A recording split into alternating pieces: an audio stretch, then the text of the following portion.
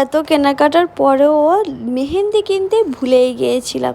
তো যে কারণে তাড়াহুড়ো করে আমি আর দিদিভাই 3 জন মিলেই চলে গেছিলাম বাজারে মেহেন্দি কিনতে।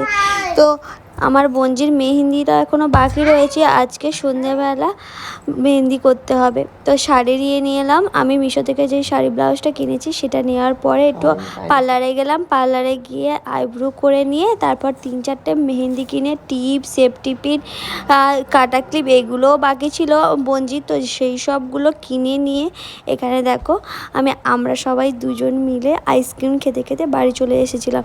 আর বাড়ির এসেই তারপরেই একটুও বসিনি, বোনজিদের বাড়ি চলে গেছিলাম। বোনজিদের বাড়ি পুরো বিয়েবাড়ির মতো সাজানো গোছানো কমপ্লিট হয়ে গেছিলো। তো পুরো বিয়েবাড়ির আমেজটাও এসে গেছিলো। আর গিয়ে দেখি ওর পিসি মেহেন্দি করা হয়ে গেছে, 2 জন মিলে মেহেন্দি করে নিয়েছে। আমি গিয়ে আর কি করব, ওই জন্য তাড়াহুড়ো করে